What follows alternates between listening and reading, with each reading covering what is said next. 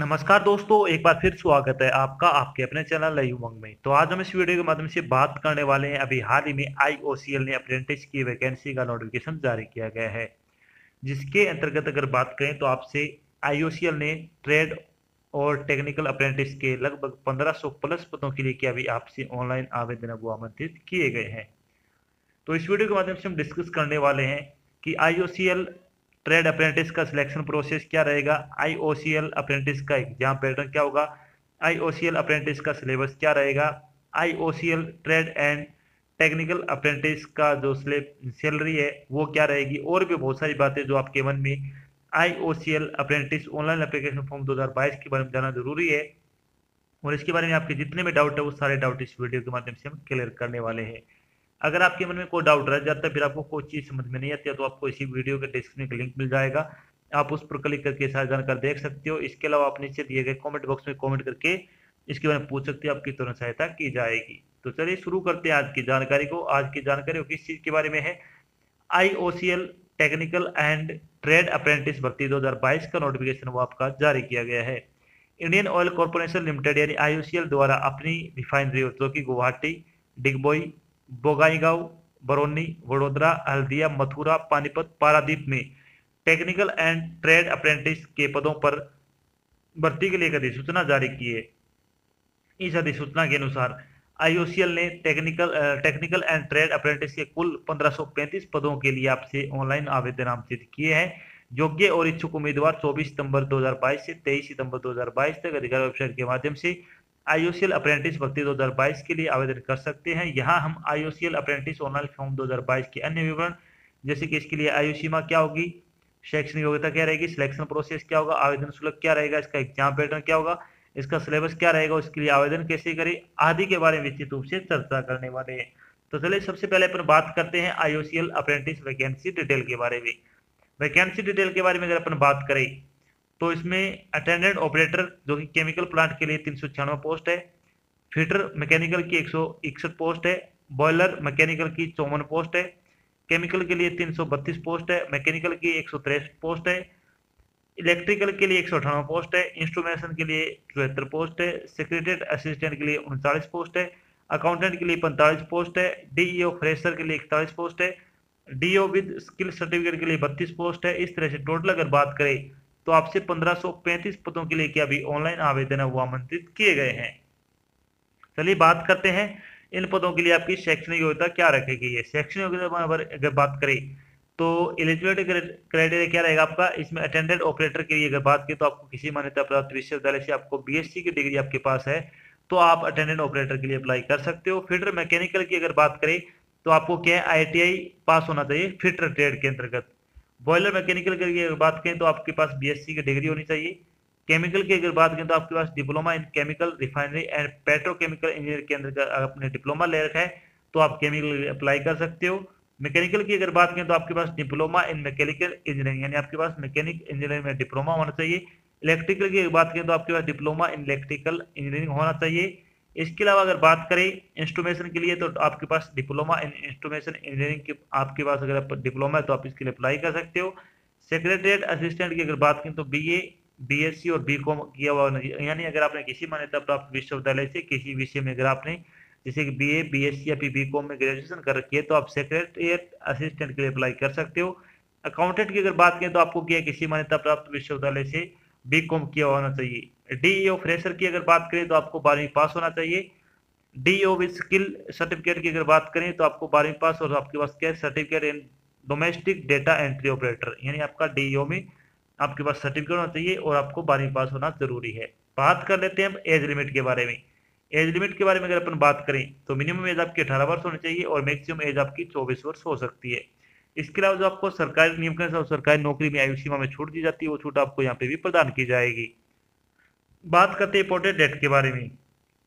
Important date के बारे में अगर बात करें तो आईओसीएल अप्रेंटिस नोटिफिकेशन आपका कब जारी किया गया है, 22 सितंबर को जारी किया गया है। अगर बात करें IOCL trade and technical apprentice online application form भरने की स्टार्टिंग डेट के बारे में तो आपके फॉर्म 24 सितंबर से भरने शुरू होंगे। आईओसीएल अप्रेंटिस ऑनलाइन फॉर्म भरने की लास्ट डेट की अगर बात की तो आप 23 अक्टूबर 2022 तक आप अपना फॉर्म भरकर जमा करवा सकते हो।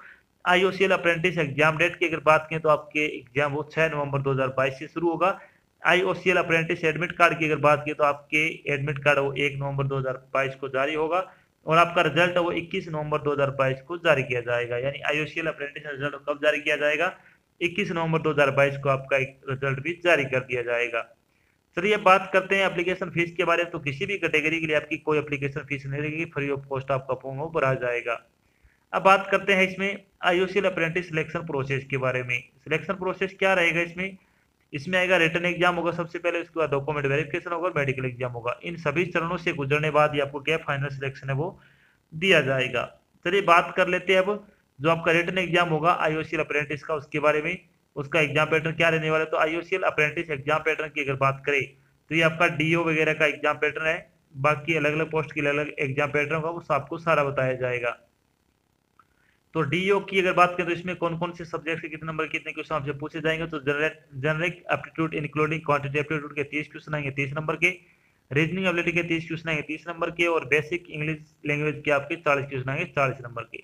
तो इस तरह से 100 क्वेश्चन होंगे, 100 नंबर का आपका पेपर होगा। चलिए थोड़ी बात करते हैं अब आपका जो सिलेबस आपका एग्जाम पैटर्न है वो ट्रेड अप्रेंटिस का और टेक्नीशियन अप्रेंटिस का, जो कि fitter, electrician, electronic mechanic, instrumentation mechanic, machinist या फिर टेक्नीशियन अप्रेंटिस की बात करें तो जिसमें mechanical, electrical, instrumentation, civil, electrical and electronics, और इलेक्ट्रॉनिक्स का आपका जो एग्जाम पैटर्न वो क्या रहेगा?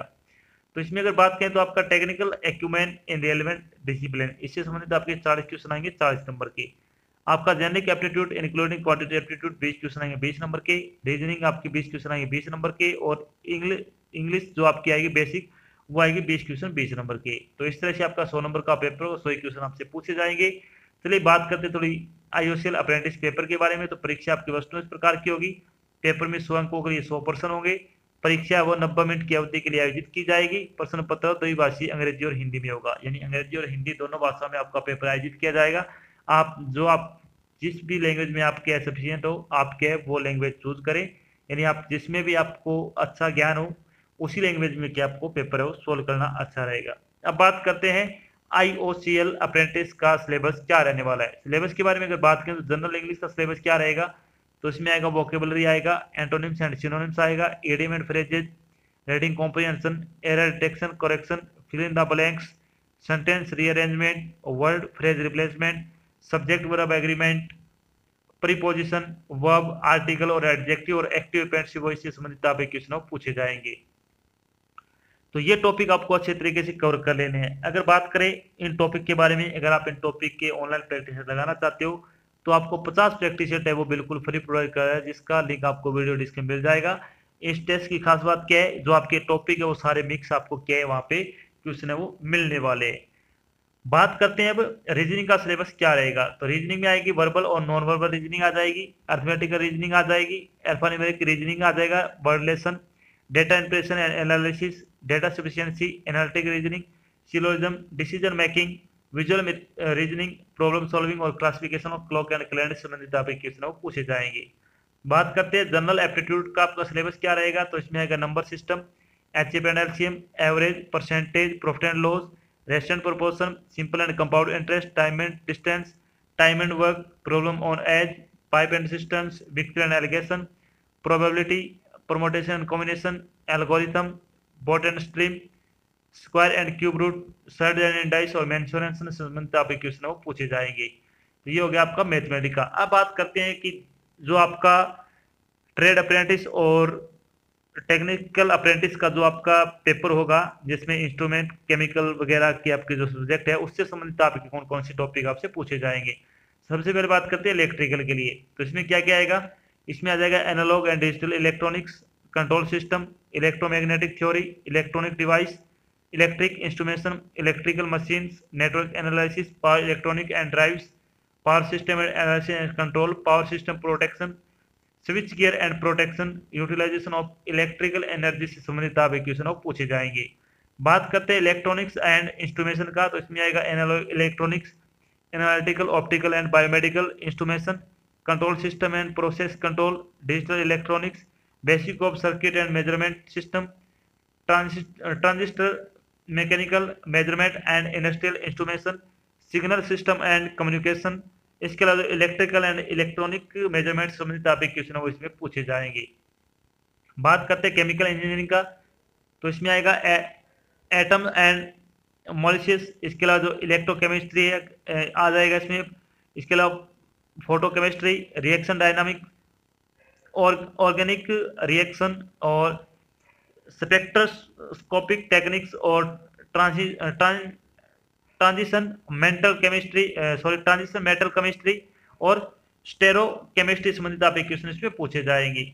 बात करते हैं अब इलेक्ट्रॉनिक्स एंड कम्युनिकेशन का, तो इसमें आ जाएगा एनालॉग एंड डिजिटल कम्युनिकेशन आ जाएगा, एनालॉग सर्किट आ जाएगा, इसमें control system, digital circuits, electronic device, electromagnetics, engineering and mathematics आ जाएगा, सिग्नल एंड सिस्टम आ जाएगा और नेटवर्क से संबंधित आपके क्वेश्चन इसमें पूछे जाएंगे। तो ये हो गया आपका सिलेबस। अब बात करते हैं जब आपका फाइनल सिलेक्शन हो जाएगा तो आपकी सैलरी क्या रहेगी। तो IOCL अप्रेंटिस सैलरी बारे में अगर बात करें तो ये आपका लगभग 1 साल का कोर्स रहेगा, जिसके अंतर्गत आपको क्या है, प्रतिमाह प्रशिक्षुओं को देश स्टाइपेंड की दर अप्रेंटिस अधिनियम 1961, 1973, अप्रेंटिस अधिनियम 1992 जो कि संशोधित और निगम के दिशा निर्देशों के अनुसार निर्धारित की जाएगी। अगर बात करें आपके अप्रेंटिस की सैलरी लगभग 7,000 रुपये से लेकर आपकी 9500 रुपये के आसपास आपको क्या सैलरी वो दी जाती है, जब तक कि आपकी अप्रेंटिसशिप चलती है, आपका 1 साल का या फिर 12 महीने का फिर 15 महीने का आपका क्या अप्रेंटिस का पीरियड रहने वाला है। तो ये तो थी आज की एक छोटी जानकारी जिसके माध्यम से डिस्कस किया कि हाल ही में IOCL ने अप्रेंटिस की भर्ती का नोटिफिकेशन जारी किया है। साथ में उन्होंने डिस्कस किया कि IOCL अप्रेंटिस का सिलेक्शन प्रोसेस क्या रहेगा, IOCL अप्रेंटिस का एग्जाम पैटर्न क्या होगा, IOCL अप्रेंटिस का सिलेबस क्या रहेगा, IOCL अप्रेंटिस का जो सैलरी है वो क्या रहेगा, और भी बहुत सारी बातें जो आपके मन में IOCL apprentice online application form 2022 के बारे में जितने भी आपके डाउट थे वो सारे डाउट इस वीडियो के माध्यम से हमने क्लियर कर दिया। आशा करते हैं हमने आपको जो जानकारी प्रोवाइड कराई वो आपको अच्छी लगी और समझ में आई। अगर जानकारी अच्छी लगे तो इस वीडियो को लाइक और शेयर जरूर करें। अगर आप चैनल पर नए तो चैनल को सब्सक्राइब कर लेना और साथ में आपको एक बेल आइकन दे रखा है उसको आपको प्रेस कर लेना ताकि जब भी कोई जानकारी ला जाए आपके पास उसका नोटिफिकेशन आ जाए और आप जल्द से जल्द की जानकारी ज्वाइन कर सको। तो आज की जानकारी बस इतना ही, मिलते हैं एक नई जानकारी साथ, तब तक के लिए जय हिंद, जय भारत, धन्यवाद।